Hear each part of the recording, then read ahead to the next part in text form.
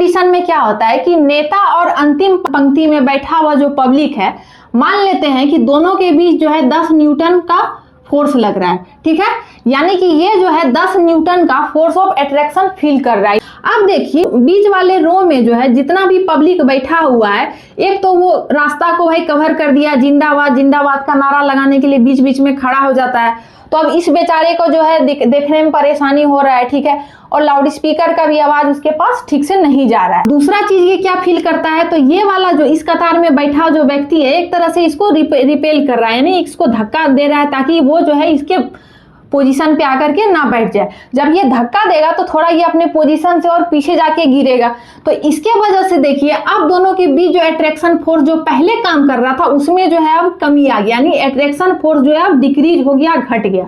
यानी कि पहले कहीं इन दोनों के बीच अगर 10 न्यूटन का फोर्स काम कर रहा था तो अब जो है वो घट करके मान लीजिए कि 7 न्यूटन का अट्रैक्शन फोर्स हो गया, ठीक है। तो देखिए वही जब ये 10 से अगर 7 हो जाता है तो उसी को हम कहते हैं इफेक्टिव न्यूक्लियर चार्ज।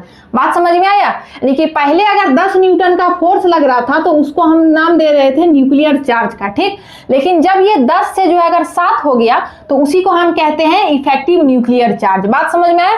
तो ये 10 से 7 होने के पीछे का 2 रीजन है। पहला ये है कि ये जो है इस रास्ते को कवर कर दिया है, ब्लॉक कर दिया है, और दूसरा रीजन क्या है कि ये जो है इसका पड़ोसी जो है यानी कि इसके पहले पंक्ति में बैठा हुआ जो पब्लिक है वो इसको धकेल दे रहा है, पीछे कर दे रहा है ताकि वो इसके सीट पर आकर के ना बैठ जाए, ठीक है।